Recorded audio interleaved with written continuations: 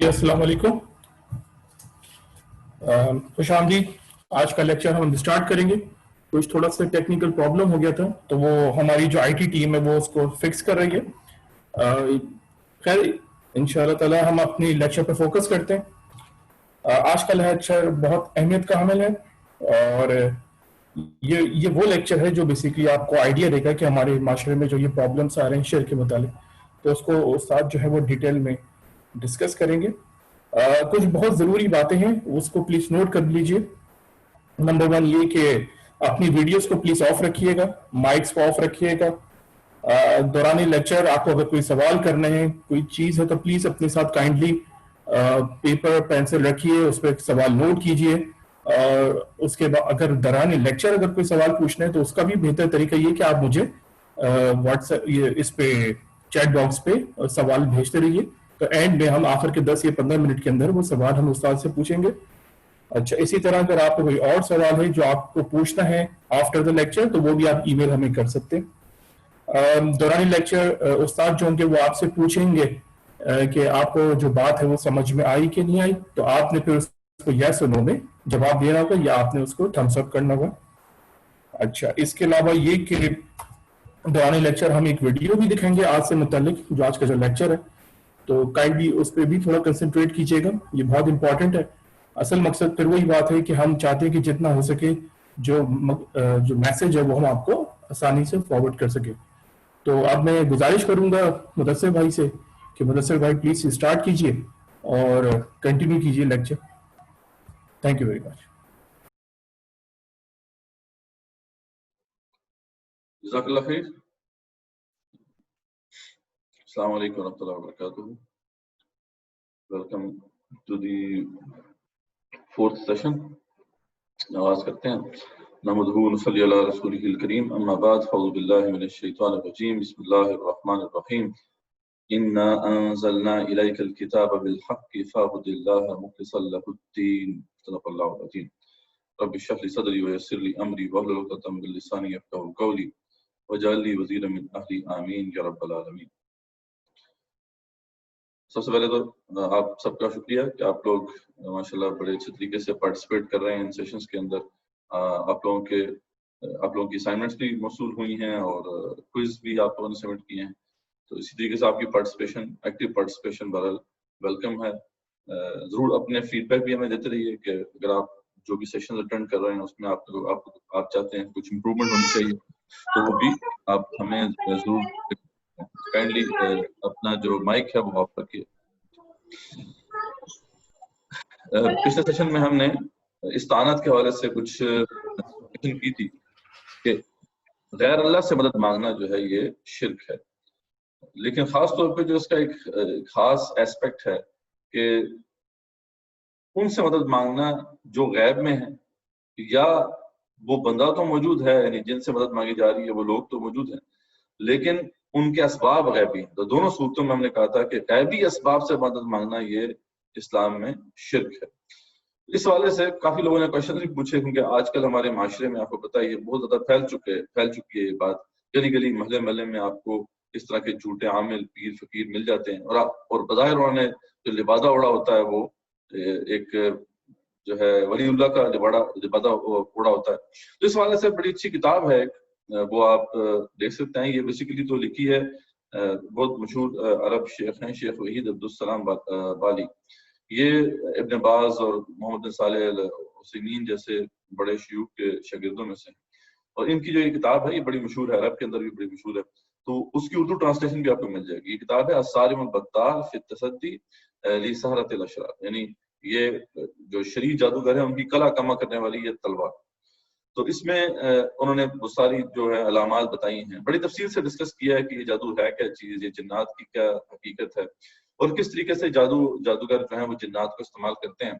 बहरहाल उसका अंदर एक चैप्टर है पूरा जो कि आइडेंटिफाई करता है कि ये अलामात हैं। अगर किसी भी शख्स में आपको ये अलामात नजर आए तो फौरन आप जो है समझ जाएं कि ये शैतान है। तो ये 12 अलामात जो है मैंने कहा कि आपके सामने शेयर कर दूं। काफी लोगों के क्वेश्चन उस वाले से आए थे। तो माँ का नाम पूछे कोई, शैतान है। कपड़ों में से कोई कपड़ा आपसे मांगे, शैतान है। कोई जानवर तलब करे, फिर बिस्मिल्लाह के बगैर उसे ज़िबा करे और फिर उसका खून जो है वो जिस्म पर लगाने का कहे, और फिर उस जानवर को किसी جو ہے پھینک دے کسی بیانے میں، تو یہ سب شیطان کا کام ہے. طلسم، کسی قسم کا طلسم کو لکھے یا پڑھے، جس کو بولے، جس کو آپ سمجھ نہ سکیں، یہ سب شیطانی معاملہ ہے. ایسا تعویذ دے جس میں ڈبے ہوں، ٹھیک ہے، اور اس کے اندر جو ہے نمبر، ابجد نمبر اکثر جو ہے لکھے جاتے ہیں، نمبر ہیں یا کچھ اور عبارتیں لکھی ہوئی ہیں، یہ سب شیطانی کام ہے. یہ کہے کہ آپ روپوش ہو جائیں، جہاں سورج کی روشنی نہیں پہنچتی وہاں چلے جائیں، کہ کچھ خاص دیر کے لیے یا خاص مدت کے لیے آپ سے کہ 40 دن کی عام طور پہ کہا جاتا ہے کہ پانی سے دور رہنے کی بات کرے، کہ پانی سے دور رہنا ہے آپ نے، یہ سب شیطان کا معاملہ ہے. اس طریقے سے جو بندہ جس کو مسئلہ ہے اس کو کچھ چیز دفن کرنے کے لیے کہے، کچھ کاغذات دے، کوئی کاغذ وغیرہ جن کو جلا کر اس کی دھونی لینی ہو، یا کوئی تعویذ وغیرہ ہو، ایسا کلام ایسے منہ میں بڑبڑائے، آپ کو پتہ نہ چلے لیکن بہت تیزی تیزی بڑبڑائے، تو اس کا مطلب ہے کہ یہ شیطان ہے. اور آپ کا نام، آپ کا شہر، آپ کے آنے کی وجہ، یہ سب ویسے ہی بتا دے، آپ کے بغیر پوچھے بتا دے، تو یہ شیطان. اس طرح کاغذ یا تعویذ پانی میں گھول کر پینے ہے کہے، تو یہ سب شیطانی کام ہے. یہ آپ کے ساتھ کوئی بھی آپ کے سامنے کوئی شخص آتا ہے، جب شخص سے کتنا ہی ولی اللہ کیوں نہ لگ رہا ہو، اگر یہ اس کے اندر علامات ہیں تو سمجھ لیں کہ وہ شیطان ہے. تو زیادہ تر یہ سارے کام جو ہیں آپ کو پتہ شیطانی ہی چکر ہے، اور اس سے بچنا چاہیے. خیر یہ ایک مختصر بات تھی. یہ کتاب آپ کو مل جائے گی انشاءاللہ. یہ کورس کوآرڈینیٹر جو ہے میں نے کہہ دی ہے، وہ آپ سے شیئر کر دیں گے. اچھی کتاب ہے، پڑھنے والی ہے، تاکہ آپ خود بھی بچائیں اپنے آپ کو، اپنے عقیدے کو بچائیں، اور ان کے جو ہتھ کنڈے ہیں وہ ان سے ہوشیار ہیں. ٹھیک ہے جی.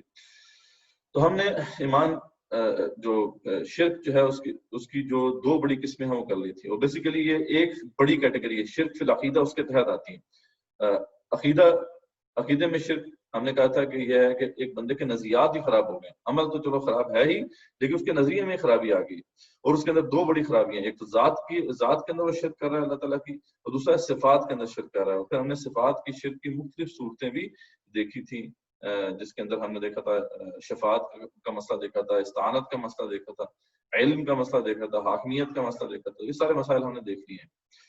آج ہم نے جو بات کرنی ہے وہ دوسری بڑی کیٹیگری آف شرک جو ہے اس پر بات کرنی ہے، جو کہ ہے شرک فی العمل. ایک ہے عقیدے میں خرابی آ گئی، نظریے میں خرابی آ گئی، ٹھیک ہے. عمل تو ڈیفینیٹلی خراب ہوگا ہی، جس بندے کا عقیدہ خراب ہے اس کا عمل بھی خراب ہی ہوگا. لیکن بعض اوقات یہ ہوتا ہے کہ عقیدہ ٹھیک ہوتا ہے لیکن عمل کے اندر خرابی ہوتی ہے. یہ بھی شرک کی قسم ہے. اسے شرک اصغر کہتے ہیں، چھوٹا شرک کہتے ہیں، جبکہ شرک العقیدہ اسے شرک اکبر بھی کہتے ہیں. اسے شرک الحقوق بھی کہتے ہیں، شرک العمل کو. تو مختلف نام ہے، لیکن کیٹیگرائزیشن جو ہے وہ کی جاتی ہے سمجھانے کے لیے. لیکن اصل کانسیپٹ ہے جو آپ کو سمجھنا ہے، جیسا کہ آپ نے دیکھا ہے کہ ہم پورا فوکس کر رہے ہیں کانسیپٹس کے اوپر تاکہ کانسیپٹس کلیئر ہو. تو شرک فی العمل جو ہے میں نے آپ کو بتا دیا کہ انسان کا نظریہ ٹھیک ہے، عمل کے اندر خرابی ہے. اب اس حوالے سے جو اس کی سب کیٹیگریز آتی ہیں، سب سے پہلے جو ہے ہمیں دیکھنا ہے وہ عبادت میں اخلاص ہے. اللہ تعالیٰ کی جو عبادت ہے وہ خالص اسی کے لیے ہونی چاہیے. اس کے اندر کسی اور ہستی کی جو ہے ہستی کی پرستش کی چھوٹی سی بھی اگر مکسنگ ہو جائے، اس کے اندر جو ہے وہ شامل ہو جائے کسی اور ہستی کی عبادت، تو پھر یہ شرک، یہ پھر جو ہے عبادت خالص نہیں رہتی. اب اوور آل تو عبادت ٹھیک ہے، وہ اللہ کے لیے ہو رہی ہے، لیکن اسے ایک چھوٹا سا پورشن کسی اور کے لیے کر دیا تو پھر یہ شرک ہو جائے گا. لیکن کیونکہ یہ نظریہ انسان کا ٹھیک ہوتا ہے اس وقت جب وہ ایسا کر رہا ہوتا ہے، لیکن بطبع بشری اسے غلطی ہو جاتی ہے، بھول چوک میں وہ ایسا کرتا ہے، اس لیے اسے شرک اکبر نہیں کہا جاتا. ہم دیکھتے ہیں اس کو. پھر اطاعت ہے، محبت ہے، خوف ہے، اور پھر دعا ہم دیکھیں گے. تو جیسا میں نے آپ کو بتایا کہ اس کے بارے میں خاص تاکید اللہ تعالیٰ نے قرآن میں فرمائی ہے کہ انا انزلنا الیک الکتاب بالحق، ہم نے یہ کتاب آپ کی طرف سچائی کے ساتھ نازل کی ہے. فاعبد اللہ مخلصا لہ الدین، تو آپ اللہ کی عبادت کریں، اس کی عبادت کو خالص کر کے. ٹھیک ہے. اللہ تعالیٰ نے انسٹرکشن دی تھی اپنے حبیب کو صلی اللہ علیہ وسلم. پھر ایک اور جگہ پہ سورہ زمر میں آتا ہے قل انی امرت ان اعبد اللہ مخلصا لہ الدین. ٹھیک ہے. آگے پھر دوبارہ سے یہ انسٹرکشن دی گئی، کہو آپ کہہ دو کہ کل انی امرت، کہ مجھے تو یہ حکم ہے ان اعبد اللہ، کہ میں اللہ کی بندگی کروں، مخلص اللہ الدین، دین کو اس کے لیے خالص کر کے، یعنی بندگی کو اس کے لیے خالص کر کے میں اس کی بندگی کروں. تو بہرحال یہ ایک بہت امپورٹنٹ ہمارے لیے انسٹرکشن ہے کہ عبادت خالص اللہ کے لیے رہنی چاہیے. اب اس میں آمیزش کیسے ہوتی ہے، اس کے اندر ملاوٹ کیسے ہوتی ہے شرک کی، وہ اس کی جو سب سے بڑی مثال ہے وہ ریا ہے. ٹھیک ہے. آپ صلی اللہ علیہ وسلم نے واضح طور پہ مسند احمد کی روایت ہے، فرمایا کہ من صلی یرائی فقد اشرک، جس نے دکھاوے کے لیے نماز پڑھی اس نے شرک کیا. من صام یرائی فقد اشرک, جس نے دکھاوے کے لیے روزہ رکھا اس نے شرک کیا. من تصدق یرائی فقد اشرک, جس نے دکھاوے کے لیے صدقہ دیا, صدقہ کیا, اس نے بھی شرک کیا. ٹھیک ہے, تو یہ اس کو خاص طور پہ اپنے ذہن میں رکھنا چاہیے کہ اس کے اندر ملاوٹ نہ ہو. ریا کیا ہے کہ غریب بات, آپ نماز پڑھ رہے تھے, آپ نے دیکھا کوئی شخص جو ہے جس کو آپ دکھانا چاہتے تھے, آپ نے اس کے لیے سجدہ لمبا کر لیا. عام حالات میں آپ سجدہ جتنا کرتے تھے اس سے لمبا کر لیا, تو وہ جو تھوڑا سا پورشن ہے جس میں آپ نے عبادت کو جو ہے اس شخص کو دکھانے کے لیے اس شخص کو لمبا کیا ہے, تو وہ پارٹ جو ہے وہ عبادت کا وہ شرک ہو جائے گا. لیکن کیونکہ اوور آل عبادت اللہ تعالیٰ کے لیے ہے تو اس کو ہم شرک اکبر نہیں کہتے. تو ریا, کسی قسم کی بھی جو ریا ہے وہ شرک کے اندر آتی ہے, اور آپ سے نے اس کو شرک خفی بھی کہا. بہت ایسا باریک معاملہ ہے اس کا کہ اس کو سمجھنا بہت مشکل ہے. جیسے کہ آپ سے بڑی بلیغ مثالیں بھی تھیں کہ ایک سیاہ جو ہے چونٹی ہو سیاہ پتھر پہ ہو اندھیری رات میں, جیسے اس کو آپ جو ہے دیکھ سکتے. اس طریقے سے اس شرک کو دیکھنا بھی ناممکنات میں سے ہے. تو ہر وقت اپنا احتساب کرتے رہنا ہے. کوئی بھی آپ اچھا کام کر رہے ہیں, صدقہ دے رہے ہیں, آپ دین کا کوئی بھی کام کر رہے ہیں, اس میں ریا نہ آ جائے. ٹھیک ہے, کیونکہ ریا جو ہے بڑے بڑے اعمال کو ضائع کر دیتی ہے. بڑی مشہور آپ کو پتہ ہے حدیث ہے جس میں اب سخی اللہ کے سامنے پیش ہوگا, ایک شہید اللہ کے سامنے پیش ہوگا, اور ایک عادل ایک جو حاکم اللہ کے سامنے پیش ہوگا, اور سب کو جو ہے جہنم میں ڈال دیا جائے گا صرف اس وجہ سے کہ انہوں نے ریا کے لیے سب کچھ کیا تھا, یعنی لوگوں کو دکھانے کے لیے کیا تھا. تو یہ ایک تو شرک فی العبادت یا شرک فی العمل کی جو پہلی صورت ہے وہ ہے عبادت میں اخلاص ہونا چاہیے. عبادت کے اندر کوئی بھی چھوٹی موٹی بھی آمیزش جو ہے کسی شرکیہ تصور کی نہیں ہونی چاہیے. ٹھیک ہے, اس سے آگے چلتے ہیں. دوسرا جو اہم ایسپیکٹ ہے وہ ہے اطاعت. ٹھیک ہے, اطاعت بہت امپورٹنٹ معاملہ ہے. عام طور پہ جب ہم خدائی کا تصور سمجھتے ہیں تو ہم اس کو عبادت کے تناظر میں سمجھتے ہیں. ہم سمجھتے ہیں کہ خدا وہی ہوتا ہے جس کی پرستش کی جائے, لیکن اس سے آگے بڑھ کر قرآن مجید میں واضح کیا ہے کہ خدا وہ بھی ہوتا ہے جس کی اطاعت کی جائے سب سے بڑھ کر. ٹھیک ہے, تو اللہ تعالیٰ نے سورہ نساء میں فرمایا کہ یا ایھا الذین آمنوا اطیعوا اللہ واطیعوا الرسول واولی الامر منکم, تم تو بلازم ہے اللہ کی اطاعت اور اس کے بعد تم پہ لازم ہے رسولوں کی اطاعت صلی اللہ علیہ وسلم, خاص طور پر رسول صلی اللہ علیہ وسلم کی ہمارے لیے اطاعت ہے, اور تمہارے جو اولو الامر ہیں تمہارے اوپر جو بھی حاکم ہیں ان کی اطاعت. لیکن ساتھ ہی فرمایا کہ فَإِن تَنَازَعْتُمْ فِي شَيْءٍ فَرُدُّوهُ إِلَى اللَّهِ وَرَسُولِهِ, اگر تمہیں کسی امر میں تنازع ہو گیا ہے تو پھر اللہ اس کے رسول کی طرف پلٹو. ان کنتم تؤمنون باللہ والیوم الآخر, ٹھیک ہے, تو تم لوٹا دو اس کو اللہ اس کے رسول کی طرف اگر تم اللہ اور آخرت پر یقین رکھنے والے ہو. ذالک خیر و احسن تأویلا, یہ تمہارے لیے بہت بہتر ہے. ٹھیک ہے, آسن ہے اور انجام کے اعتبار سے بھی اور اچھائی کے اعتبار سے بھی یہ بہتر بات ہے. اسی سے جو ایک متصل بہت ہی ہلا دینے والا چوکا دینے والا تصور ہے, اور خاص طور پہ اگر اس کو ہم سمجھ جائیں تو ہمارے عمل کی اصلاح ہو سکتی ہے. اور وہ کیا ہے کہ اللہ تعالیٰ فرماتے ہیں کہ بعض ایسے بھی لوگ ہوتے ہیں جو اپنے نفس کو ہی اپنے خواہش نفس کو ہی اپنا خدا بنا لیتے ہیں. افرأیت من اتخذ الہہ ہوا, اللہ فرماتے ہیں آپ صلی اللہ علیہ وسلم کو, اپنے حبیب کو, کہ آپ نے ایسے شخص کو دیکھا جس نے اپنے ہی نفس کو, اپنے خواہش نفس کو اپنا خدا بنا لیا. وَأَضَلَّ اللَّهُ عَلَىٰ عِلْمٍ, ایسا شخص جو اپنے نفس کو خدا بنا لیتا ہے تو اللہ تعالیٰ فرماتے ہیں کہ اللہ تعالیٰ پھر اس کو وَأَضَلَّ اللَّهُ عَلَىٰ عِلْمٍ, تو اللہ تعالیٰ اس کو علم کے باوجود گمراہ کر دیتے ہیں. وَخَتَمَ عَلَىٰ سَمْعِهِ وَقَلْبِهِ, تو اللہ تعالیٰ نے اس کی سماعت پر اور قلب کے اوپر جو ہے مہر لگا دی. وَجَعَلَ عَلَىٰ بَصَرِهِ غِشَاوَةً, اور اس کی آنکھوں کے سامنے پردے ڈال دیے. فَمَن يَهْدِيهِ مِن بَعْدِ اللَّهِ, اور جب اللہ تعالیٰ نے اس کو اس حالت میں ڈال دیا تو اب کون ہے جو اس کو ہدایت دے سکتا ہے. افلا تذکرون, کیا تم نصیحت حاصل نہیں کرتے ہو, تم جو ہے رہنمائی حاصل نہیں کرتے ہو اس سے. یہ ہے بہت ہی ایک ہلا دینے والی بات ہے کہ جب ہم کو گناہ کرتے ہیں, اس سے تو معلوم ہوا کہ ہر گناہ جو ہے وہ شرک کی ایک صورت ہے. کیونکہ گناہ کیا ہے بیسیکلی, اللہ تعالیٰ کا حکم ہوا احیال الصلاۃ, نماز کی طرف پکار لگائی مؤذن نے, اللہ کا حکم آ گیا ہمارے سامنے. اب اگر کوئی بندہ نماز پڑھنے نہیں جاتا تو وہ اللہ کی تو بات نہیں ماننا, اللہ کی اطاعت نہیں کر رہا, پھر کس کی اطاعت کر رہا ہے؟ اپنے نفس کی اطاعت کر رہا ہے, وہ شیطان کی اطاعت کر رہا ہے. تو یہ ہے جو کہ بہت ہی ہلا دینے والا, چوکا دینے والا کانسیپٹ ہے. ہمیں اپنا جائزہ لینا ہے کہ کہیں ایسا تو نہیں ہے کہ ہم اس شرک میں مبتلا ہیں. تو وہی بات کہ جو شیطان اور ہمارا جو نفس حیوانی ہے جس کا ذکر ہم آگے تفصیل سے اس کو ہم دیکھیں گے وہ کیا ہے، نفس امارہ اور نفس حیوانی، یہ ہمیں حکم دیتے ہیں برائی کا، اور قرآن اللہ کی طرف سے حکم ہمیں جو ہوتا ہے وہ اچھائی کی طرف ہوتا ہے. اب ہمیں یہ فیصلہ کرنا ہوتا ہے کہ ہم کس طرف جانا چاہتے ہیں، اور اگر ہم نے اللہ کی بات نہیں مانی اور ہم نے پھر جو ہے نفس اور شیطان کی بات مانی تو پھر یہ بھی شرک ہو جائے گا. لیکن جیسا کہ میں نے بتایا، اب اس سے بندے سے پوچھیں اگر کہ حضرت آپ نے یہ کیوں نہیں نماز پڑھی، تو اگر وہ یہ کہتا ہے دیکھیں نماز تو پڑھنی چاہیے، اللہ کا حکم ہے، بس کیا کروں میں کمزور ہوں، ٹھیک ہے، نہیں مجھ سے ہو رہا، میں بھی نادم ہوں اس پہ، تو پھر تو یہ اس کا مطلب چھوٹا شرک ہے، ٹھیک ہے. لیکن اگر وہ یہ کہتا ہے کہ نہیں نماز تو ہے ہی، نماز تو اسلام میں ہے ہی نہیں، یا یہ کہتا ہے کہ جی یہ ضروری نہیں ہے کہ نماز پڑھنا ضروری نہیں ہے، تو اس صورت میں پھر وہ بڑے شرک کا ارتکاب کر رہا ہو، کیونکہ اب تو اس نے بیسیکلی عقیدے میں خرابی ڈال دی. اس کے عقیدے میں یہ بات آ گئی ہے کہ جو میرا دل چاہے گا اس پہ میں چلوں گا. اب اللہ کی بات جو ہے وہ امپورٹنس نہیں رکھتی ہے نظریے کی حد تک بھی. ابھی تو مسئلہ ہے کہ عمل کی حد تک ہے. اب اسے پوچھیں گے وہ کہے گا جی اگر وہ یہ کہتا ہے کہ بالکل جی اللہ کا حکم ہے مجھے نماز پڑھنی چاہیے. سود کے بارے میں آپ کسی کہتے ہیں سود کھانا چھوڑ دو اللہ کا حکم ہے، تو ایک بندہ کہتا ہے دیکھیں بس مجبور ہوں کیا کروں، ہے تو بری چیز، تو اس کا مطلب ہے کہ اس کے عمل میں خرابی ہے، یہ شرک فی عمل کی صورت ہے. لیکن جیسے ہی وہ کہتا ہے کہ نہیں اسلام میں کوئی مسئلہ نہیں ہے، یہ سود وود نہیں ہے، یہ جو بینک کا سود ہوتا ہے، تو بس پھر اس لمحے جس لمحے وہ یہ بات کہتا ہے وہ شرک اکبر کا ارتکاب کر لیتا ہے. تو بڑی تھن لائن ہے، یعنی جو ہے اس کو کراس کرنا بڑا آسان ہے، اور وہ آگے ہم دیکھیں گے کس طریقے سے چھوٹا شرک جو ہے وہ بڑی شرک میں کنورٹ ہو جاتا ہے.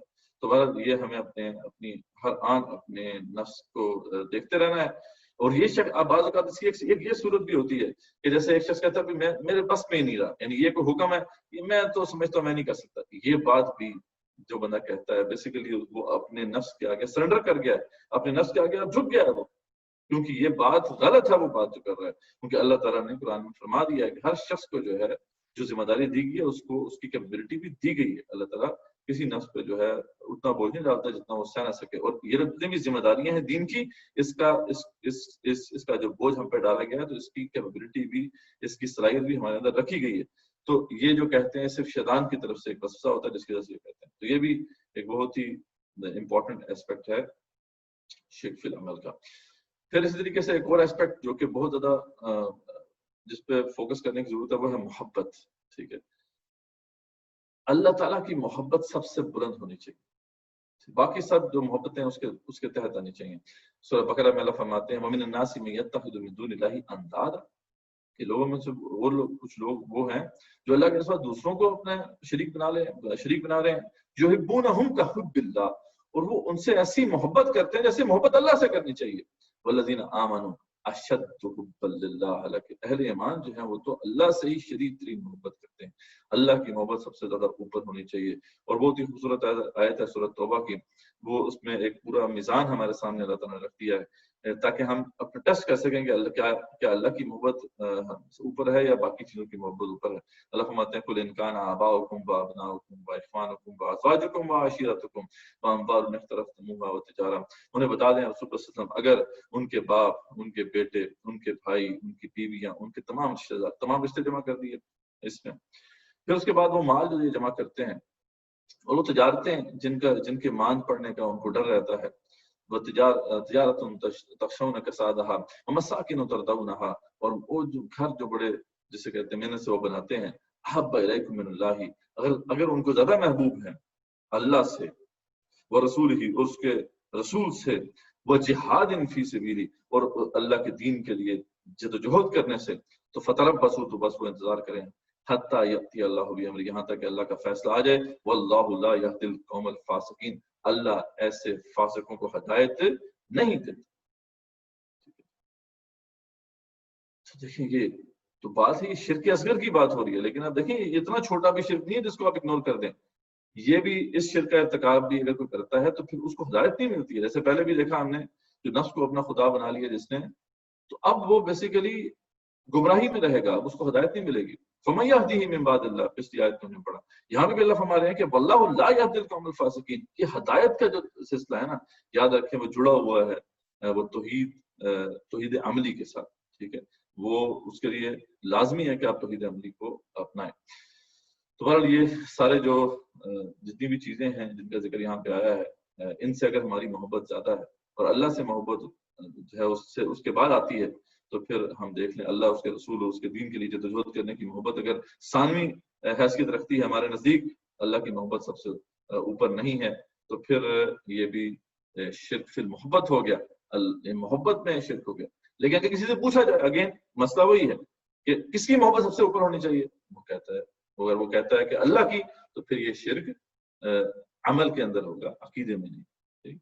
عقیدے میں اس وقت ہوگا جب وہ کہتا ہے کہ نہیں، میرے نزدیک تو میں نے تو یہ سمجھ لیا ہے کہ ماں باپ کی محبت جو ہے نا زیادہ ہونی چاہیے اللہ کی اور رسول کی محبت سے، معاذ اللہ سب سے۔ اگر وہ ایسی بات کہہ دیتا ہے تو پھر تو نظریے میں خرابی آ گئی، پھر تو وہ عقیدے کا شرک ہو گیا، بڑا کفر ہو گیا۔ لیکن جب تک اس کے عمل میں ہے تو یہ پھر عمل کا ہی شرک ہے، اور عمل کا شرک میں نے بتا دیا، اس کے ساتھ پھر ہدایت جڑی ہوئی ہے۔ عمل کا شرک ہوگا تو ہدایت نہیں، ہدایت جو ہے وہ نہیں ملے گی، وہ سلب کر لی جائے۔ اس طریقے سے خوف کا معاملہ ہے، خوف بھی ایک نیچرل چیز ہے، ہر کوئی اس دنیا کے اندر خوف کھاتا ہے، یہ تو نہیں کہا جا رہا خوف ختم کر دیا جائے، لیکن یہ ہے کہ خوف اللہ کا سب سے اوپر ہونا چاہیے۔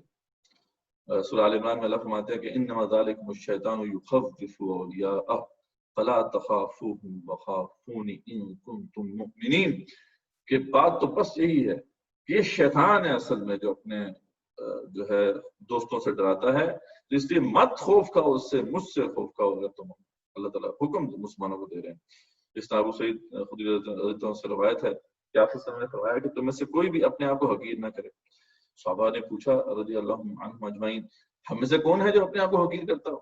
تو آپ صلی اللہ علیہ وسلم نے فرمایا کہ وہ جو اللہ کے متعلق کسی عمل کو دیکھے جس کے بارے میں اس پر کچھ کہنا لازم ہو، یعنی کوئی بری بات اس کے سامنے پیش ہوئی یا معاملہ آیا، وہاں نہیں جن منکر یا امر معروف اس پر لازم تھا، اس نے نہیں کیا، اور اس پہ کچھ نہ کہے، اللہ عز و جل اس سے قیامت والے دن سوال کریں گے کس نے تجھے فلاں فلاں بارے میں بولنے سے روکا؟ وہ کہے گا لوگوں کے ڈر نے، لوگوں کے خوف نے۔ بس اللہ فرمائیں گے میرا حق زیادہ تھا کہ تم مجھ سے ڈرتے، وہاں بھی اس کو چتائیں گے۔ تو یہ ہے کہ جیسے میں نے بتایا کہ خوف موذی جانوروں کا خوف ہوتا ہے، برے حاکموں کا خوف ہوتا ہے، وہ نیچرل چیز ہے، لیکن اللہ کا خوف برحال جو ہے سب سے بلند تر ہونا چاہیے۔ اگر یہ اللہ کا خوف بلند تر نہیں ہے تو یہ خوف کے اندر شرک کی کیفیت بن جائے۔ پھر آگے آخری بات جو ہے وہ دعا ہے۔ اگین دعا بھی خالص اللہ کے لیے ہونی چاہیے۔ اس سے پہلے ہم پڑھ چکے ہیں، اگر غیر اللہ سے مدد مانگی وہ تو بڑا شرک ہو جائے گا، لیکن اگر یہ ہے کہ اگر آپ دعا تو اللہ سے مانگ رہے ہیں لیکن آپ کو توکل نہیں ہے اللہ تعالیٰ، پھر بھی آپ مخلوق کے پیچھے پڑے ہیں، تو پھر یہ بھی اگین شرک فی العمل کی صورت۔ ٹھیک ہے، اللہ تعالیٰ فرماتے ہیں سورہ مومن میں کہ وقال ربکم ادعونی استجب لکم، ہمارا رب جو ہے کہتا ہے، کیا کہتا ہے؟ ربکم ادعونی، مجھے پکارو میں تمہاری دعائیں قبول کروں گا، ان الذین یستکبرون عن عبادتی، بڑی ہی جسے کہتے ہیں کہ امپورٹنٹ آیت ہے اس لحاظ سے کہ اللہ تعالیٰ نے یہاں دعا اور عبادت کو ایک ساتھ شامل کر دیا۔ یعنی دعا ہے، آپ صلی اللہ علیہ وسلم کی حدیث بھی ہے کہ الدعاء هو العبادہ، اصل میں دعا ہی اصل میں عبادت پوری میں اس میں ہم دیکھیں دعائیہ کلمات ہی ہیں۔ سورہ فاتحہ ہم پڑھتے ہیں تو وہ بھی کیا ہے؟ وہ بھی دعا ہے، اور بعد میں بھی ہم جو ہے بیچ میں کئی مقامات پہ دعائیں پڑھتے ہیں۔ تو الدعاء هو العبادہ، اور ساتھ ایک اور جگہ پہ فرمایا کہ الدعاء مخ العبادہ، دعا جو ہے وہ عبادت کا مغز ہے۔ تو اللہ فرماتے ہیں کہ حکم دیتے ہیں ہمیں کہ اللہ تمہارا کہہ رہا ہے، تمہارا رب تم سے کہہ رہا ہے کہ مجھے پکارو میں تمہاری دعا قبول کروں گا، ان الذین یستکبرون عن عبادتی، اور جو میری عبادت سے استکبار کرتے ہیں، تکبر کرتے ہیں، سیدخلون جہنم داخرین، تو ان قریب جو ہے وہ ذلیل و خوار ہو کر جہنم میں داخل ہوں گے۔ تو معلوم ہوا کہ دعا خالص اللہ سے مانگنی چاہیے۔ اصل ریکوائرمنٹ ہم سے یہ ہے کہ جب ہم مشکل میں پھنسیں، ظاہری اسباب ہم نے دیکھ لیے، کنزیوم کر لیے، ان کے ذریعے سے ہمارا کام نہیں بن رہا، تو فوراً اگلا کام کیا ہے کہ ہم گڑگڑائیں، اللہ کے سامنے کھڑے ہو جائیں، کوئی کسی کا واسطہ دینے کی ضرورت نہیں ہے، کسی کا صدقہ لینے کی ضرورت نہیں ہے، سیدھا اللہ سے مانگے، اللہ ہمیں حکم دے رہا ہے، مجھ سے مانگو میں تمہیں دوں گا، کوئی کنڈیشن اللہ نے یہاں پہ نہیں لگائی ہے، اور یہی صحیح طریقہ ہے۔ لیکن ہم اس کے اندر جو ہے دوسری چیزیں شامل کر لیں گے تو پھر اپنا نقصان خود کریں گے۔ اللہ تعالیٰ نے تو آپ سے جو مزاج ہمیں سکھایا دین کا کیا ہے، مختلف روایات میں آتا ہے ترمذی شریف کی کہ نمک ختم ہو جائے تو اللہ سے مانگو۔ حالانکہ دیکھیں نمک ختم ہو جائے تو کبھی بھی دھیان اللہ کی طرف نہیں جاتا۔ ہمارا تو حال اللہ ماشاء اللہ یہ ہو چکا ہے، فوراً جو ہے وہ ہم جاتے ہیں سپر مارکیٹ اور وہاں سے نمک لانے کی سوچتے ہیں، جوتے کا تسمہ ٹوٹ جائے تو اللہ سے مانگو۔ ٹھیک ہے، تو یہ اصل معاملہ ہے۔ اللہ سے ہی مانگنا ہے، اس کے اندر کسی اور سے مانگنا تو بالکل بھی جائز نہیں. لیکن کوئی شخص ہے، فار ایگزامپل مثال، ایک شخص ہے جو ہے وہ اپنے بچے کی نوکری کے لیے کسی MPA کے پاس جاتا ہے، اسے کہتا ہے جی آپ میری مدد کر دیں. اب اس کی مدد کر دیتا ہے، ٹھیک ہے فبیہا. لیکن اگر نہیں کرتا تو پھر آپ اسے بتا دیں 1 دفعہ 3 دفعہ، تو اسکالرز یہی کہتے ہیں، علماء کہتے ہیں 3 دفعہ تو آپ اسے کہہ سکتے ہیں، 4تھی دفعہ آپ جائیں گے تو اس کا مطلب ہے کہ آپ کے عقیدے میں خرابی آ رہی ہے. لیکن اس سے پوچھے کہ یار کون کر سکتا ہے یہ سب کچھ، رزق کون دے سکتا ہے، تو وہ کہے گا اللہ دے سکتا ہے. لیکن عملی طور پہ وہ پیچھے پڑا ہوا ہے اس کے، اور اس کے آگے جو ہے اب جو ہے منتیں کر رہا ہے، اس کی ترلے کر رہا ہے. تو یہ چیز جو ہے یہ بھی شرک فی العبادت کے اندر آ جاتا ہے معاملہ. تو یہ الحمدللہ ہمارا جو چھٹا امپورٹنٹ کانسیپٹ تھا شرک فی العمل، اور اس کے مختلف جو ایسپیکٹس ہیں، ویریئنٹس ہیں، جب ہم نے ختم کر لیا. آپ کو سمجھ آ گیا تو یس تو بات ہے، اگر نہیں سمجھ آیا تو پھر نو تو بات ہے، تاکہ مجھے آئیڈیا ہو جائے. امید ہے سمجھ آ گیا ہوگا. جی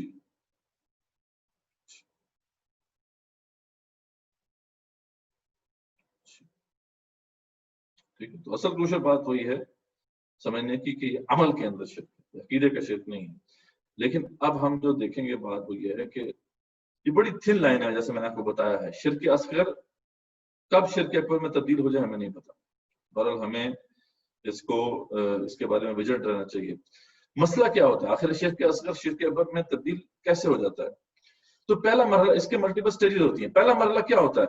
پہلے مرحلے میں انسان کبھی بھی جو ہے وہ شرک اصغر سے آگے نہیں بڑھتا.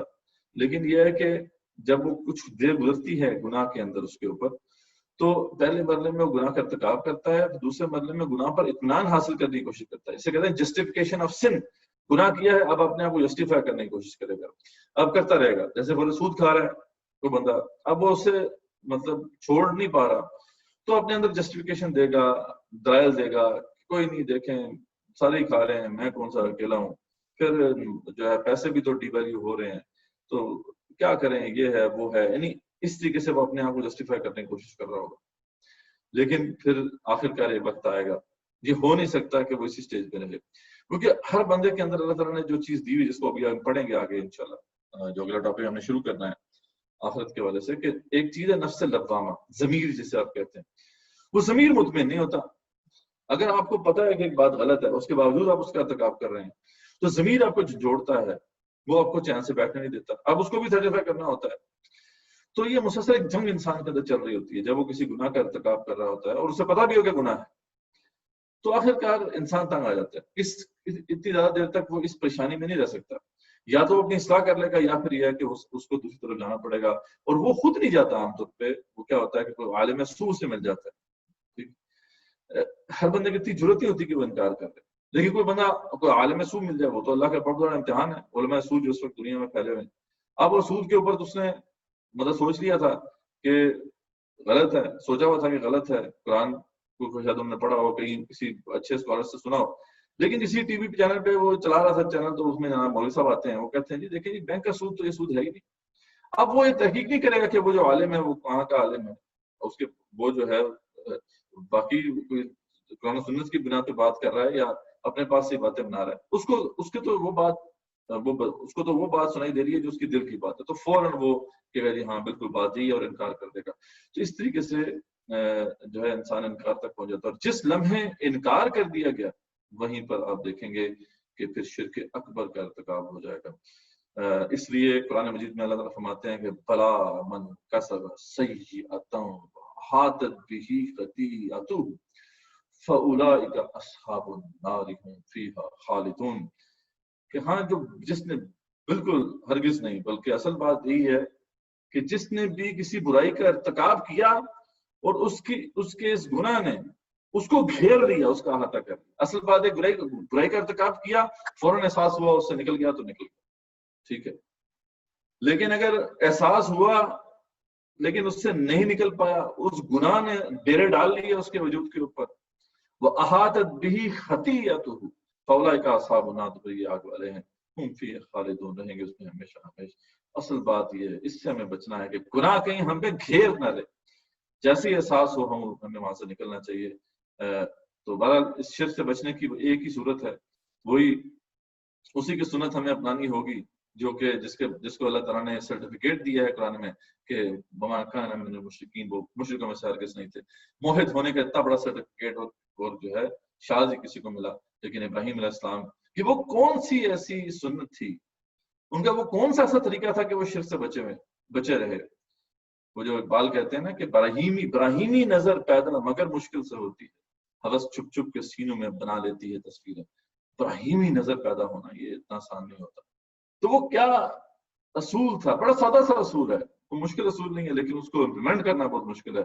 وہ کیا ہے کہ اذ قال له ربه اسلم قال اسلمت لرب العالمین. بس سیدھی بات کہ اللہ فرماتے ہیں میرا یہ وہ بندہ ہے، جب بھی میں نے اسے کہا کہ میری بات مانتا ہے تو اس نے ذرہ برابر بھی ویٹ نہیں کیا اور فوراً کہا کہ میں تیری بات مانتا ہوں.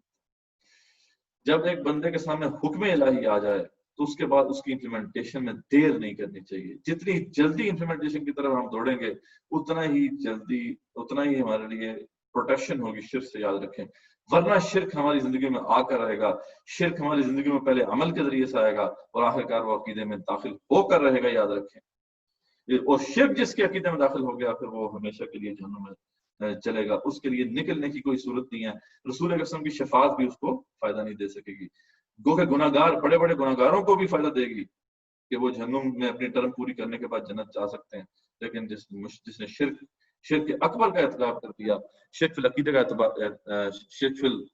کا ارتکاب کر دیا، وہ ہمیشہ جہنم میں جائے گا. اس کے لیے وہاں سے نکلنے کی کوئی صورت نہیں. تو الحمدللہ ہمارا یہ ٹاپک شرک کا ختم ہوا. آپ کو سمجھ آ گیا ہے تو آپ یس دبائیں، نہیں سمجھ آیا تو آپ وہ دبا سکتے ہیں. باقی کوشچنز ہیں انشاءاللہ وہ اینڈ میں ہم لیں گے. ابھی ہم انشاءاللہ اگلا ٹاپک بھی ہم نے شروع کرنا ہے. الحمدللہ تک جو ہے کلیئر ہو گیا ہے. ٹھیک ہے، ہم انشاءاللہ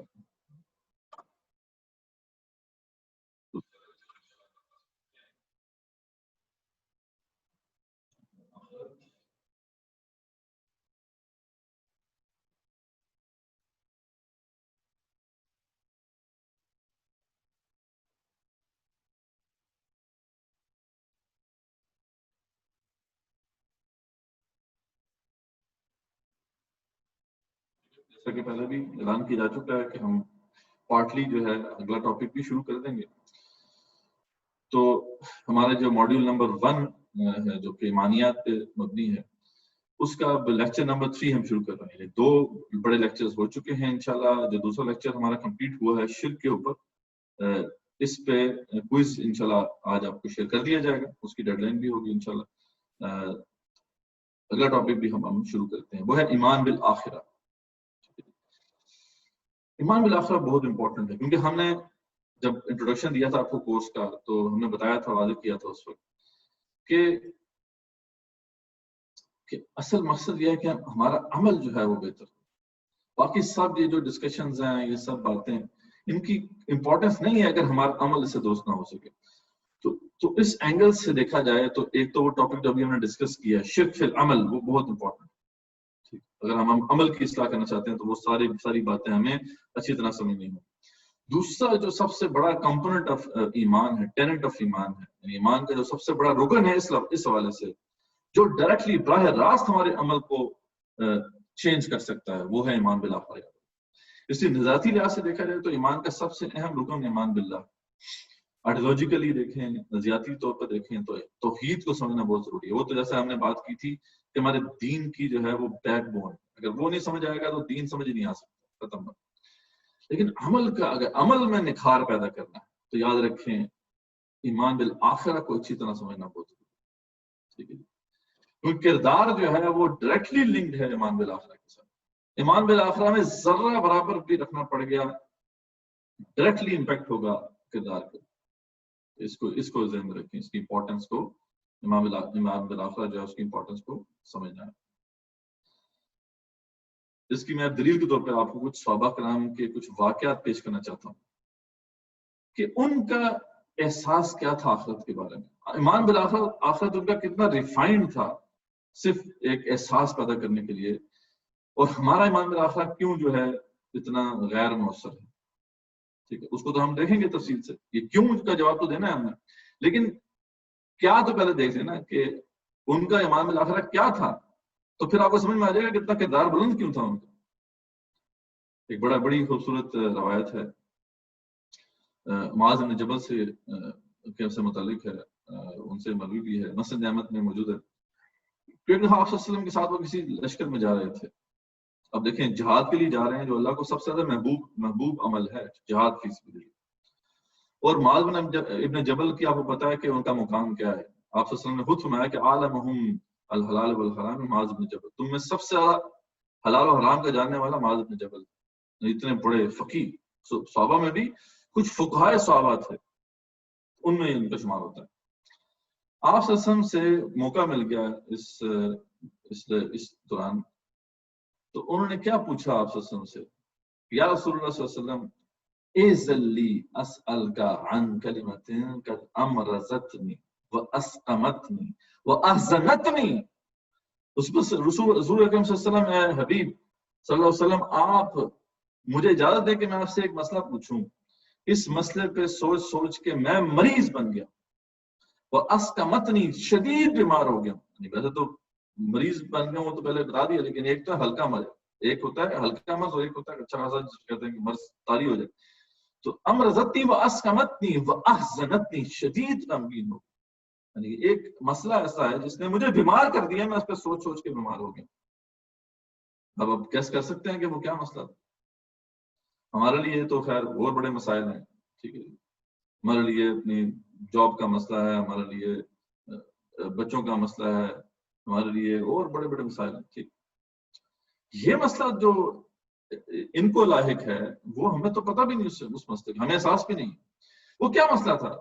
فقال نبی اللہ صلی اللہ علیہ وسلم, تو نبی صلی اللہ علیہ وسلم نے فرمایا سلنی عما شئت, جو بھی آپ جس بارے میں پوچھنا چاہتے ہیں پوچھو.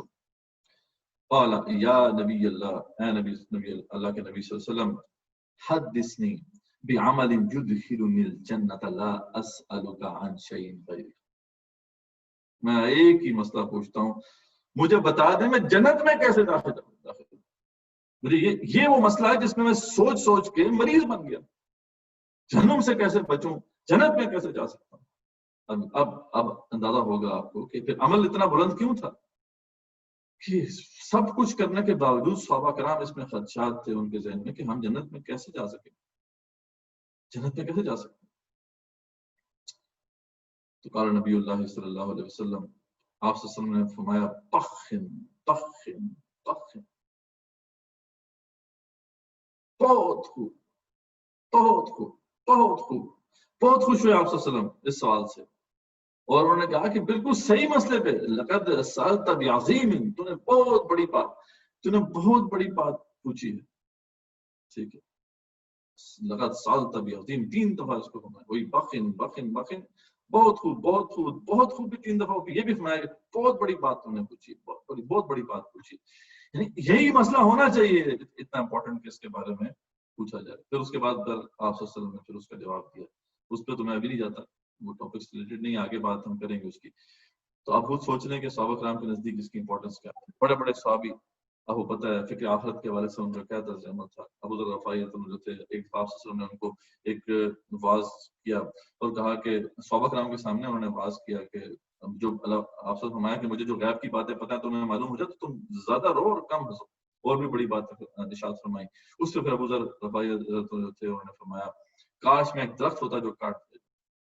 اس لیے ابو بکر صدیق رضی اللہ عنہ کا جو ہے ایک بڑا مشہور قول ہے کہ وہ کہتے تھے کہ درخت پر ایک پرندے کو بیٹھا دیکھا جب انہوں نے, تو کہا تیرے لیے کتنی خیر ہے پرندے, تو پھل کھاتا ہے اور درخت پر بیٹھتا ہے, کاش میں ایک پھل ہوتا جس کو پرندے کھا لیتے.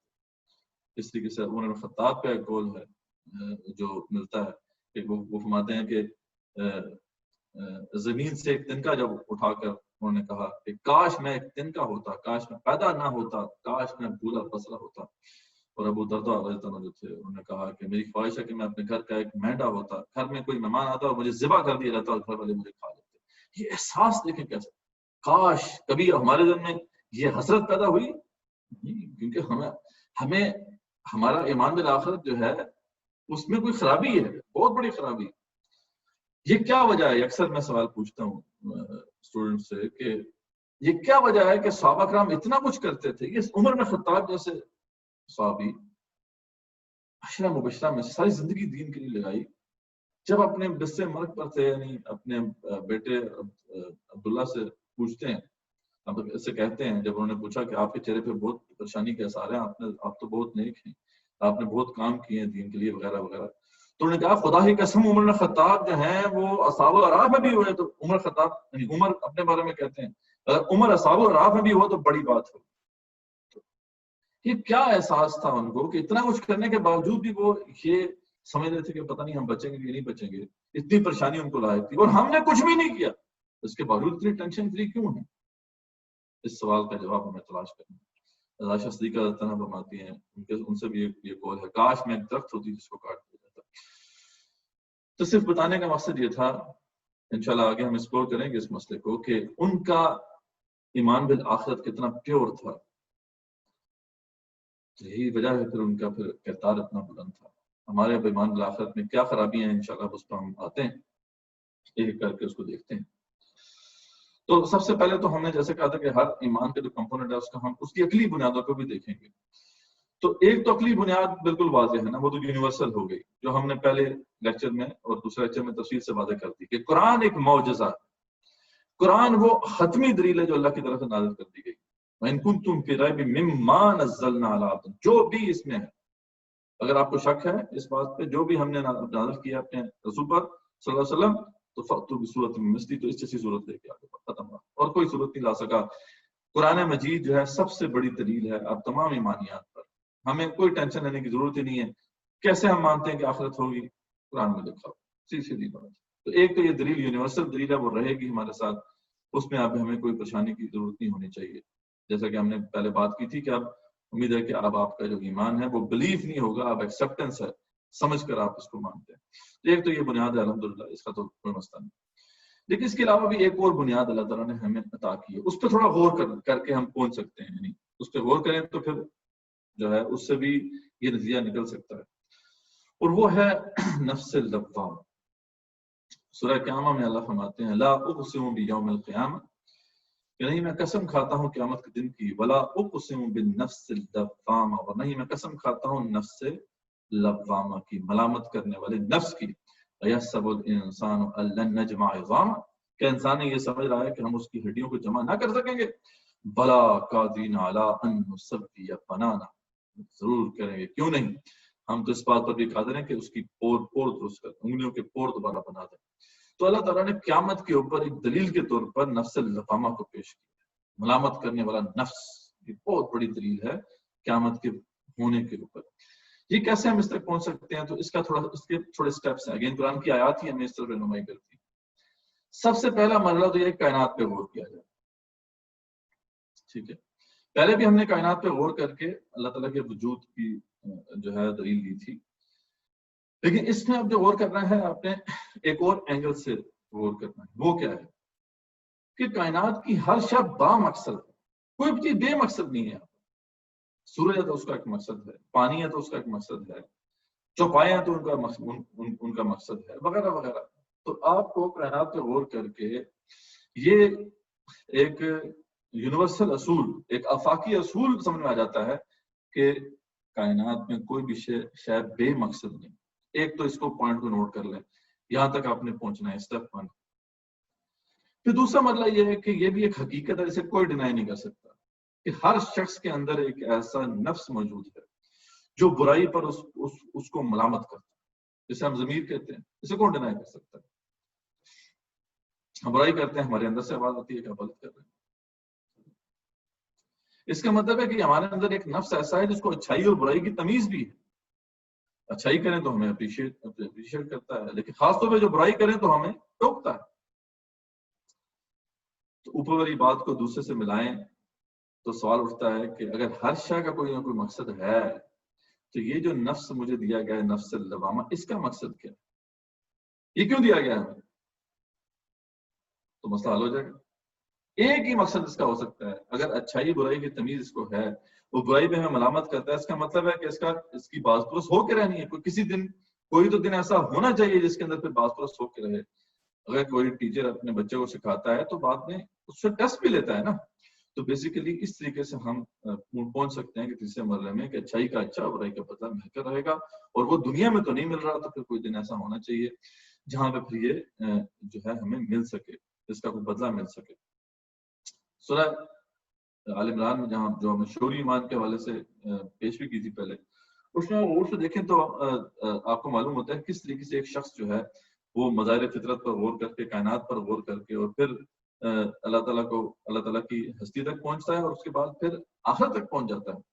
تو سورہ آل عمران میں آیت موجود ہے, دونوں آیات ہیں جو اسی والے سے بہت امپورٹنٹ ہے, 190 اور 190 191 کہ اِنَّ فِي خَلْقِ السَّمَاوَاتِ وَالْأَرْضِ وَاخْتِلَافِ اللَّيْلِ وَالنَّهَارِ, بے شک جس زمین اور آسمان کی تخلیق میں اور رات اور دن کے آنے جانے میں لَآیَاتٍ لِأُولِي الْأَلْبَابِ, سمجھنے والوں کے لیے, سوچنے والوں کے لیے نشانی.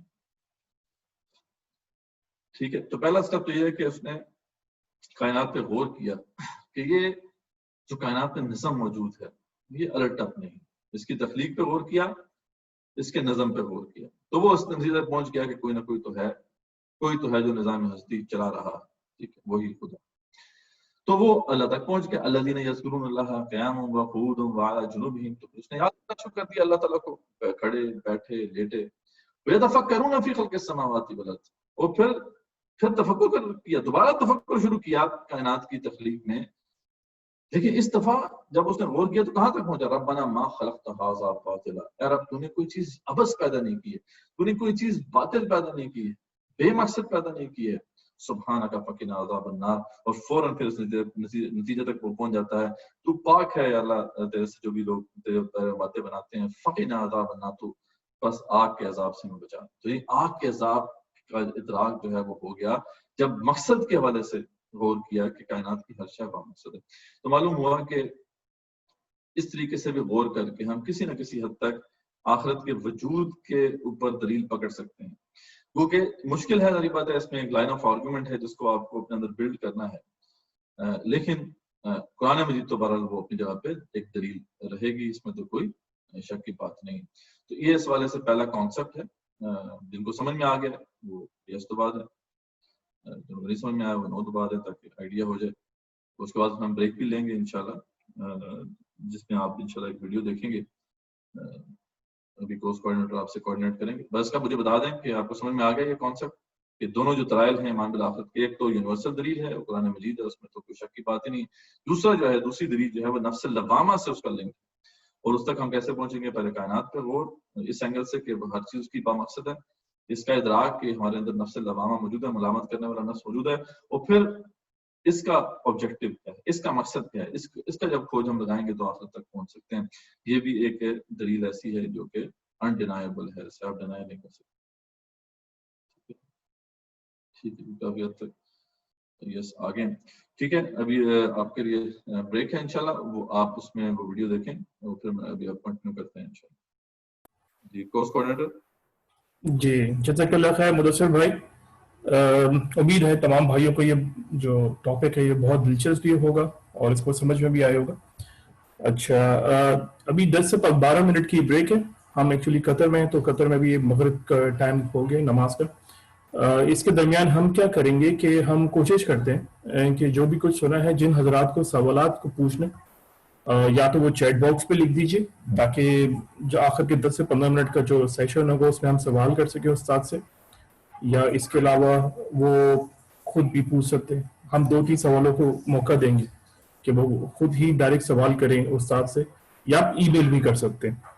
اچھا, یہ تو ہو گیا ریگارڈنگ آج کے لیکچر کے لیے. کچھ تھوڑی سی اور چیزیں بھی ہیں وہ امپورٹنٹ, وہ بھی سمجھ لیجیے.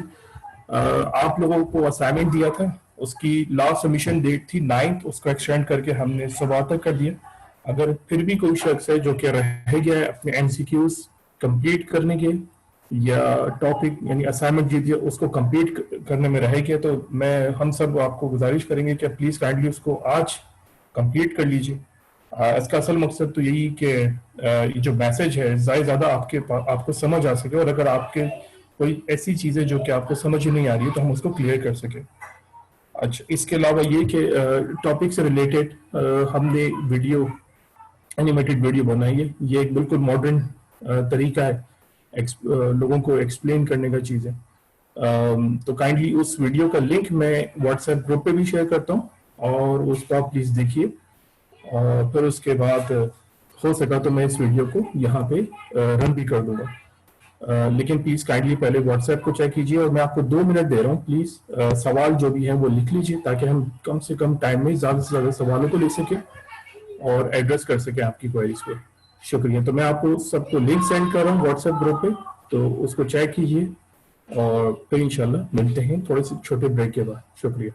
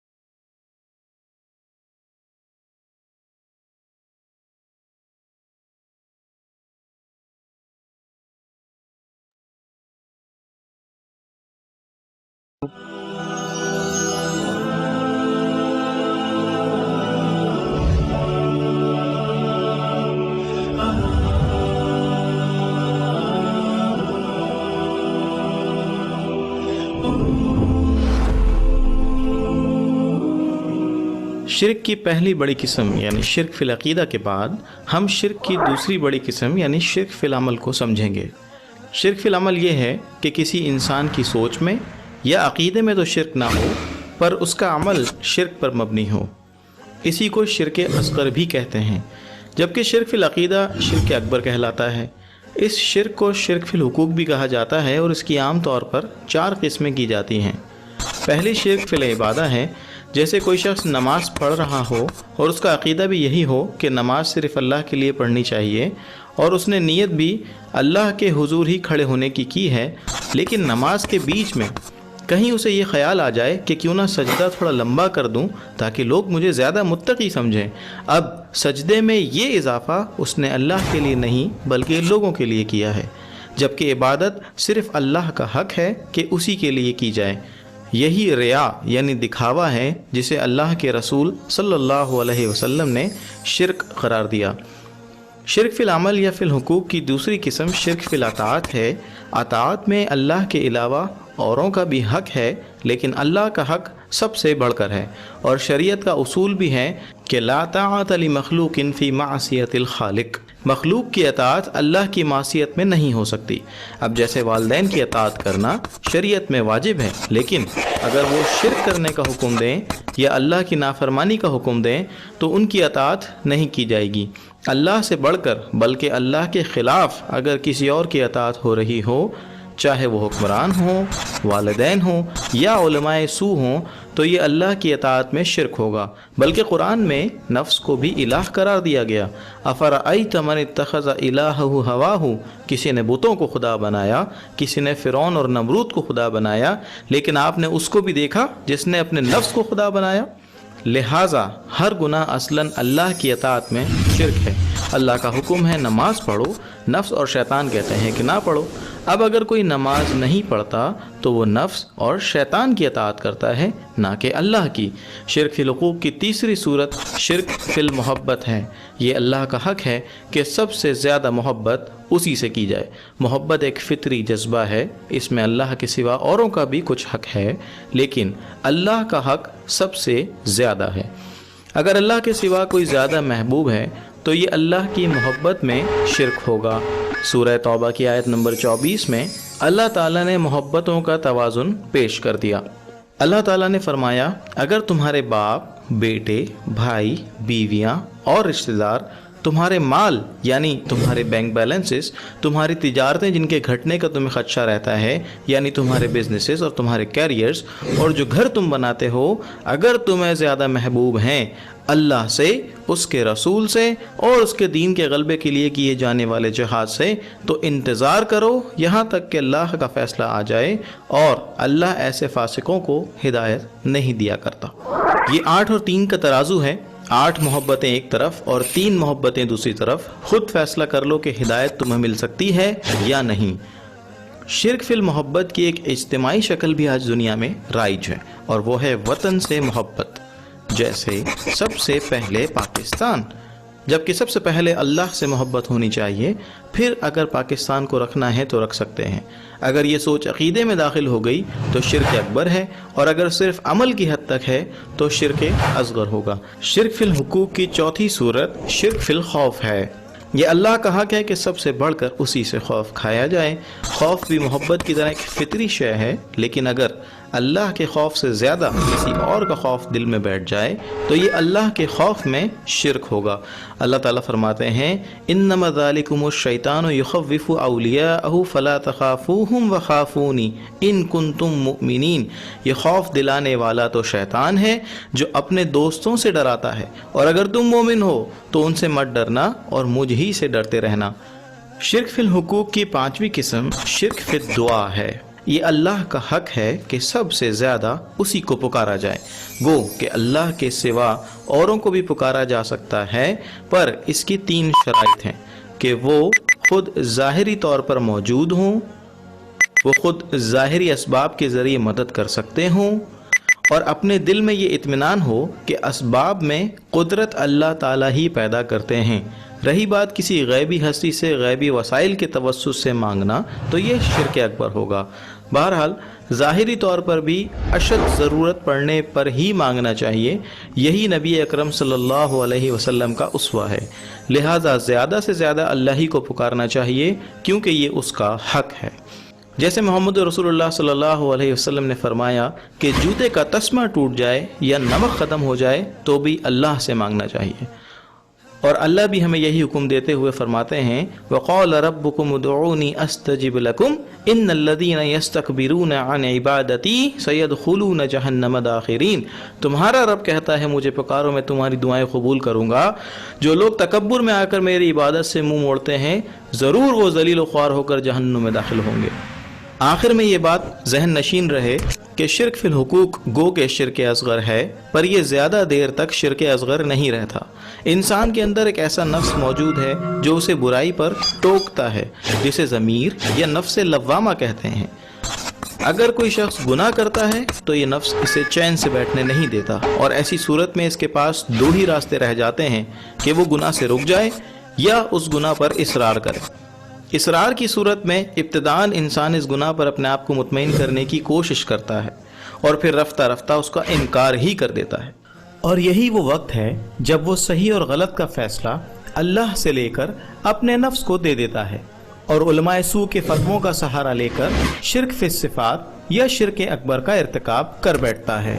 سبحان اللہ والحمد للہ ولا الہ الا اللہ۔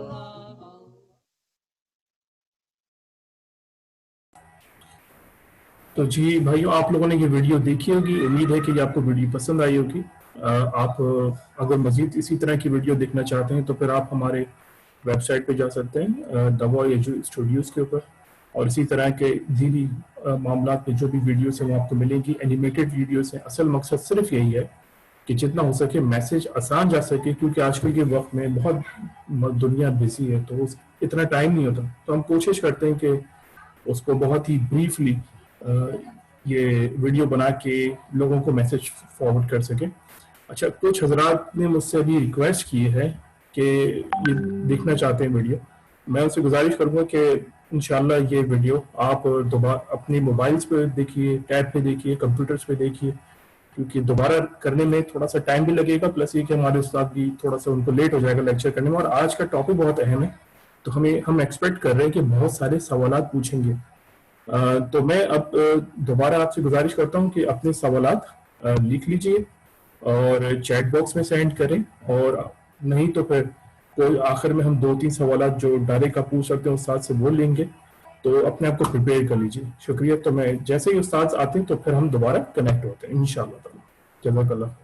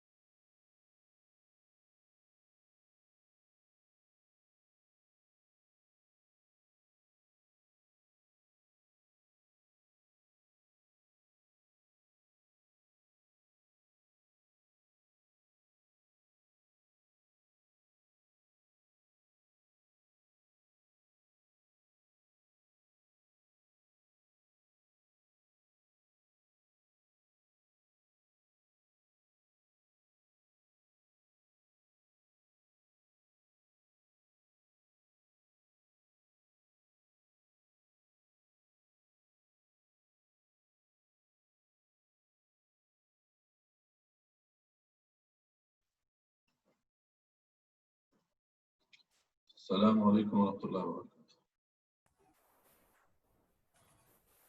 جی وعلیکم السلام. مدثر بھائی آپ کنٹینیو کیجیے لیکچر. ٹھیک. بسم اللہ اولہ و آخرہ. امید آپ نے ویڈیو دیکھی ہوگی. بس زیادہ ہم نے آگے نہیں جانا آج. صرف اتنی بات جو ہے ذہن میں رکھیں اس حوالے سے کہ ایمان بالآخرہ جو ہے اس زمین میں ہم جیسے کہ ہم نے ایمان باللہ کے حوالے سے دیکھا تھا کہ توحید کو سمجھنے کے لیے اس کا جو کنورس کانسیپٹ ہے، متضاد کانسیپٹ ہے شرک، اس کو سمجھا تھا تاکہ توحید ہم نکل کے ہمارے سامنے آ جائے. بین ہی اسی طریقے سے اب یہاں بھی ہم کریں گے کہ آخرت کے انکار کی صورتیں ہم سمجھیں گے. اس سے پھر ہمیں سمجھ میں آئے گا کہ اصل میں آخرت پر ایمان کس طرح ہونا چاہیے. تو ہم نے ایک تو ظاہری بات ہے واضح انکار کی صورت ہے، اس کی بھی دو سب کیٹیگری بنتی ہیں. ایک واضح انکار دنیا میں دہری آج بھی موجود ہیں انکار کرنے والے، ایک ہے گمان. ٹھیک، ایگنوسٹسزم جیسا کہ دنیا میں آج بھی ہے، لا ادریت جسے آپ کہتے ہیں. تو یہ دونوں کانسیپٹ آج بھی ہیں، لیکن اصل میں جس پہ ہمیں فوکس کرنا ہے وہ انشاءاللہ نیکسٹ لیکچر میں ہم کریں گے. کوشش ہم کرتے ہیں آج زیادہ کوشچن آنسرس لے لیں ہم، ہمارے پاس جو ہے 10-15 منٹ ہیں. تو وہ پھر ہم دیکھیں گے کہ وہ کون سی ایسی صورتیں ہیں جو کہ بیسیکلی ہیں انکار لیکن ہے اقرار کے ساتھ. مصیبت ساری ہے اس کو آئیڈینٹیفائی کرنا مشکل کیوں ہے کہ وہ اقرار کے ساتھ انکار ہے. تو یہ اصل مسئلہ ہے اس کے ساتھ جس کی وجہ سے ہم سمجھ نہیں پاتے.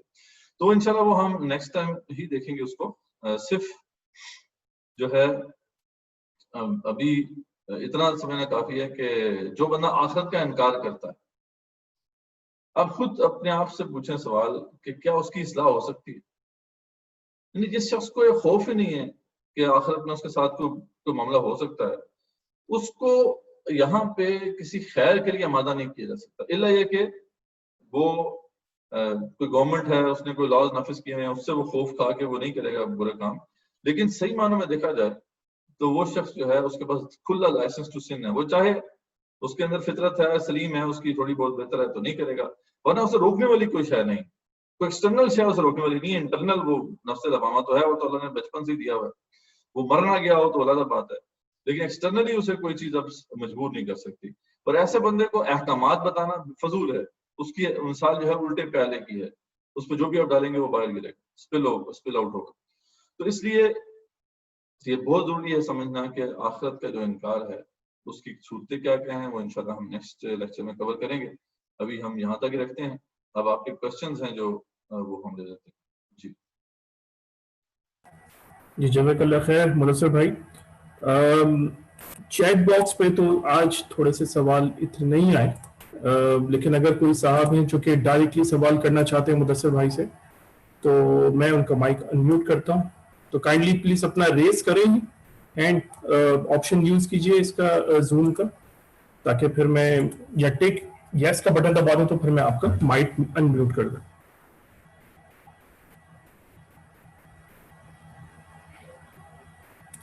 اوکے، پہلا سوال آیا محمد خالد صاحب کا، تو میں انمیوٹ کر دیا مائک.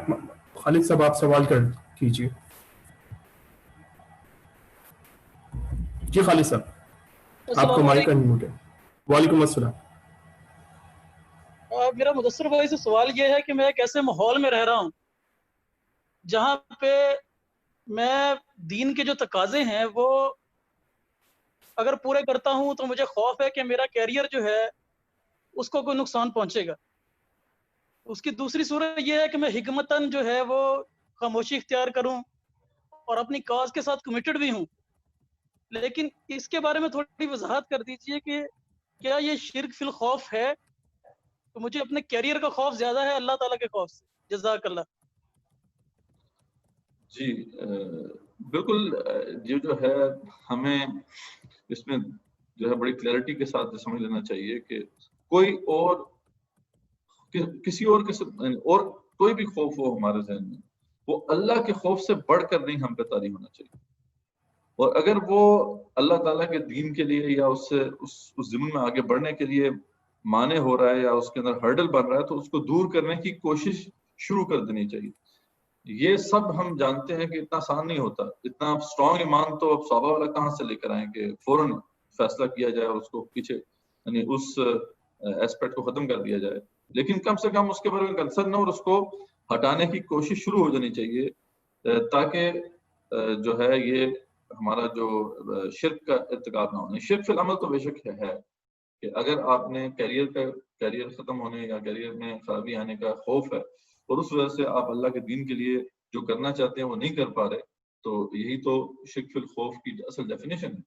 لیکن عقیدہ اگر آپ کا ٹھیک ہے تو اپنی کوشش کرتے رہیں کہ یہاں سے اس سچویشن سے باہر نکلیں اور یہ والا ایسپیکٹ بھی ختم ہو. کیونکہ اگر کافی ایک لمبا عرصہ اسی میں گزر گیا اور اس والے سے کچھ نہ کیا تو پھر یہ خدشہ یہ ہے کہ یہ بڑے شرک میں تبدیل ہو جائے گا، اور یہ ہو کر رہے گا کسی نہ کسی جگہ پہ جا کے. اس سے پہلے کہ ضروری ہے کہ آپ کے لیے آپ اس کی اپنے عمل کی اصلاح کریں. تو یہ جی جزاک اللہ خیر مدثر بھائی. ایک اور سوال میں لوں گا محمود خان صاحب سے. محمود خان صاحب آپ کا مائک انمیوٹ ہو گیا، آپ سوال کر سکتے ہیں. السلام علیکم مدثر بھائی. قرآن میں جہاں پر شراب کے بارے میں احکام آئے ہیں وہاں پر خمر و میسر کا ذکر آتا ہے. تو میسر کی تشریح بعض لوگ یہ کرتے ہیں کہ ہم جو بغیر محنت کے پیسے بنانے کی کوشش کرتے ہیں، مثلا کسی اسٹاک میں لگا دیا یا کوئی زمین خرید لی، تو کیا یہ بھی اللہ کے احکامات کی خلاف ورزی ہوتی ہے؟ اس کے بارے میں کچھ بتائیے. دیکھیں ڈیفینیٹلی اب یہ ایک بڑا ٹاپک ہے ہمارا، ڈائریکٹلی اس سے لنک تو نہیں ہے کہ اس میں جایا جائے کہ اسٹاک ایکسچینج میں انویسٹ کرنا کیسا ہے. دین کے بہرحال اصول جو ہے انویسٹمنٹ کے حوالے سے وہ جو صحیح طریقہ تو یہی ہے کہ مضاربہ تک آپ جا سکتے ہیں. یعنی اگر آپ کی انویسٹمنٹ ہے اور کام کوئی اور کر رہا ہے تو آپ مضاربہ جو ہے اس طرح کی ایک آپ کی ارینجمنٹ ہو سکتی ہے. اگر آپ کام نہیں کر رہے، کام میں دوسرے کے ساتھ انوالو نہیں ہے، تو مشارکہ اس طرح بنتا نہیں ہے، لیکن اس سے کہہ دیا جاتا ہے مشارکہ.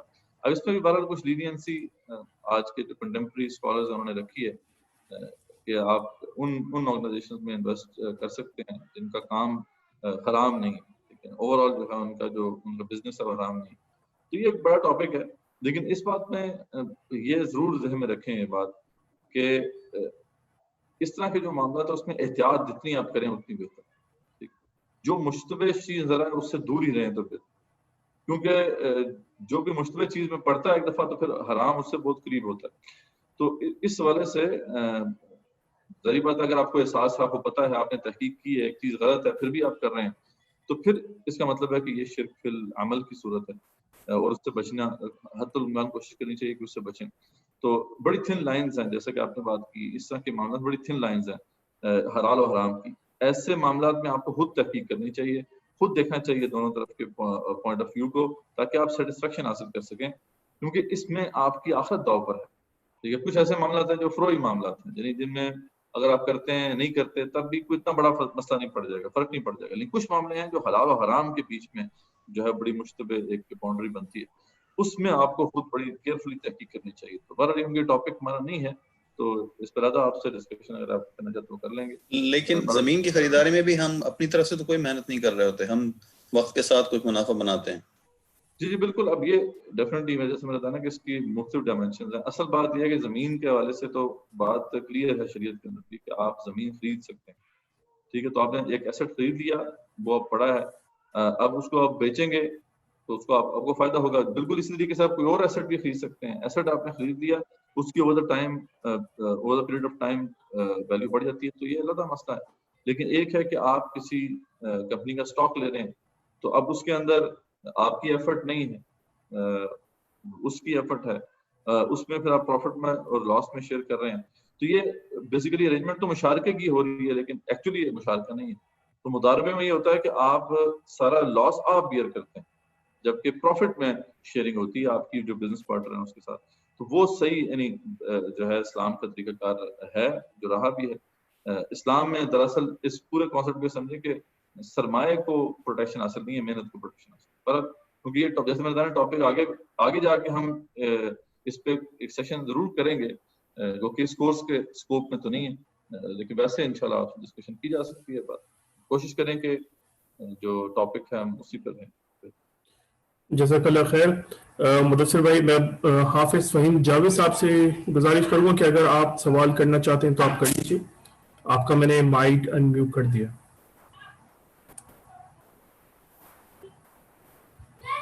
جی حافظ صاحب سوال کیجیے.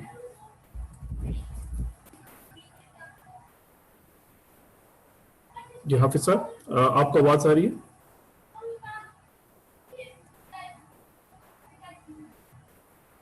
آئی تھنک ان کو آواز شاید نہیں پہنچ رہی یا وہ بات نہیں کر پا رہے. پھر ایک سوال اور ہے وہ لے لیتے ہیں اور پھر کوشش کرتے ہیں کہ اوکے نذیر احمد صاحب آپ سوال کیجیے. جی السلام علیکم. وعلیکم السلام. ہاں میرا سوال پچھلے اس ٹاپک کے حوالے سے تھا کہ یہ جو ہم منت مانتے ہیں بعض اوقات ڈائریکٹ دعا کے حوالے سے اللہ تعالیٰ سے مانگ رہے ہوتے ہیں کہ یہ اگر ہمارا یہ کام ایسے ہو جائے، لیکن ساتھ بعض اوقات یہ بھی ہوتا ہے کہ میں دیکھ فلاں دربار پہ دوں گا فلاں جگہ پہ دوں گا، اس حوالے سے کیا کروں سر؟ دیکھیں منت کے حوالے سے تو اللہ تعالیٰ سے اگر مانتے ہیں آپ تو اگر آپ کہتے ہیں کہ جی فلاں کام میں منت مانتا ہوں کہ اگر اللہ یہ کام کر دیں میں یہ کام کروں گا تو یہ ٹھیک ہے، اس کی گنجائش ہے، لیکن آپ سب نے اس کو بھی پسند نہیں فرمایا. حدیث شریف میں آتا ہے کہ منت سے جو اللہ کی تقدیر ٹلنے والی تو نہیں ہے، اللہ کی تقدیر تو نہیں ٹلتی، لیکن یہ ہے کہ کوئی بخیل شخص ہے اس کی جیب سے کچھ کھاتا. تو اصل بات یہی ہے کہ صحیح طریقہ تو یہی ہے کہ آپ اللہ کے لیے جو بھی آپ نے کرنا ہے وہ کریں، ٹھیک ہے نہیں، اور امید رکھیں کہ اللہ تعالیٰ اس کے بس کوئی آپ کا بھلائی کرے گا. یہ کہنا کہ اللہ تعالیٰ آپ یہ کر دیں تو پھر میں یہ کروں گا، اس طریقے سے جو ہے آپ نے اس کو ڈسکریج کیا، لیکن یہ جائز ہے، اسے یہ نہیں کہہ سکتے کہ یہ حرام ہے. اور اس ضمن میں انسٹرکشن بھی یہی ہے کہ اگر آپ نے کوئی منت مانی ہے تو پھر اس کو پورا کریں، اگر پورا نہ کر سکیں تو پھر آپ اس کا کفارہ آپ کو ادا کرنا ہے، جو قسم توڑنے کا کفارہ ہوتا ہے وہ آپ کو ادا کرنا ہوتا ہے. لیکن اگر حرام چیز کی قسم کھا لی ہے، کسی مکروہ چیز کی قسم کھا لی ہے تو پھر یہ ہے کہ وہ بالکل جائز نہیں ہے کہ اس کو آپ پورا کریں. تو یہ اصل میں اس کی انسٹرکشن ہے. باقی جو جا کے جو مزاروں پہ جا کے منت مانی جاتی ہے وہ تو ٹوٹلی شرک ہے، وہ تو اس کے تو نیت کی خرابی ہے نا، اس میں تو جا کے آپ بیسیکلی اس بزرگ کے حوالے سے وہ بات کر رہے ہیں، اور آپ کا عقیدہ یہ ہے کہ وہاں جا کے منت مانی جائے گی تو وہ قبول ہوگی، یا چادر چڑھائی جائے گی تو وہ قبول ہوگی. اس کے پیچھے تو پورا ایک شرکیہ تصور ہے کہ وہ بزرگ جو ہیں ان کے پاس کچھ اتھارٹی ہے، وہ آپ کو عطا کر سکتے ہیں کچھ چیزیں، تو وہ تو بالکل شرک ہے. تو یہ اس کو ہوپ فلی آپ کے سامنے بات کلیئر ہوگی. جزاک اللہ خیر مدثر بھائی. اچھا میرے خیال سے باقی سوالات جو ہیں وہ ہم کوشش کرتے ہیں، ریکویسٹ کرتے ہیں کہ اگر آپ کے پاس کوئی اور سوال ہیں، کچھ کلیئرٹی چاہتے ہیں تو آپ ای میل کیجئے. Email address WhatsApp group پہ شیئر کر دیا گیا ہے، تو آپ اس پہ ای میل کیجئے اور اپنے سوالات کا اب یعنی پھر ہم اس کو جوابات آپ کو سینڈ کریں گے، یا دوسرے لیکچر میں ہم اس کو ڈسکس کریں گے. دوسرا یہ کہ آپ کو اسائنمنٹس وغیرہ دیے تھے، ایم سی کیوز دیے تھے، اس کی ڈیٹ لاسٹ تھی 9 جولائی، وہ پوری ہو چکی ہے. لیکن پھر بھی اگر آپ سمجھتے ہیں کہ کچھ حضرات ہیں جو کہ نہ کر سکے کسی وجوہات کی بنا پر، تو وہ آج رات تک کوشش کریں اس کو ختم کریں، کمپلیٹ کریں. کلاس کے بعد پھر یہ دوبارہ لیکچر جو ہے ریکارڈڈ سیکشن یہ آپ کو فارورڈ کر دیا جائے گا، اس کو کائنڈلی دیکھیے، اس کو سمجھیے، کہیں سیشن مس ہو گیا تو اس کو کوشش کریں کمپلیٹ کرنے کی. اور اگر کوئی بھی مسئلہ ہو، کوئی بھی پرابلم ہو تو please kindly E mail address پہ آپ ہم سے کانٹیکٹ کر سکتے ہیں. اس کے علاوہ جو پرسنل نمبر ہے کوآرڈینیٹر یعنی میرا، اس پہ بھی آپ رجوع کر سکتے ہیں. تو جزاک اللہ خیر. انشاءاللہ تعالی نیکسٹ سیشن میں ہم آپ کو دوبارہ ملیں گے سیم ٹائم پہ. تو اللہ حافظ. اللہ حامی و ناصر. انشاءاللہ تعالی دوبارہ ملیں گے. السلام علیکم.